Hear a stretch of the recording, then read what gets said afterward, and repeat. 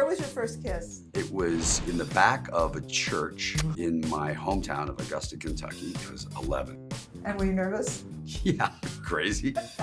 Terrified. What's going to happen when somebody tries to date your daughter? I'm gonna pray for them. Yeah, it's gonna be tough for them indeed. Who did you have a crush on when you were growing up? Mary-Kate and Ashley, Full House. Why doesn't that surprise me? Mary-Kate and Ashley, Miley Cyrus, Hannah Montana, Hilary Duff.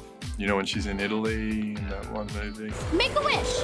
I always had a crush on Angela Bassett as a young kid and Serena Williams.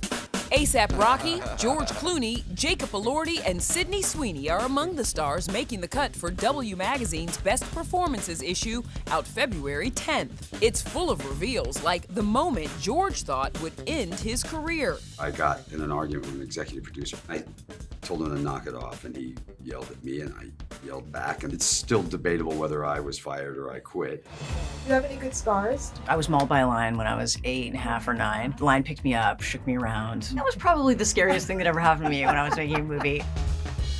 I do get starstruck. There was kind of an embarrassing time. It was at the Met Ball a couple years ago, and Cardi B was there. I had huge shoes, and then I totally toppled over and fell. And she like looked over so confused. She's like, "Are you okay?" I'm like, "I'm good, I'm all good." Do you ever watch reality shows? I went to do a speaking gig in Poland. The only thing in English on television was a series called Below Deck. It was on like a 24-hour loop, so I watched like about 4 hours of Below Deck. You made a mess. And so did you.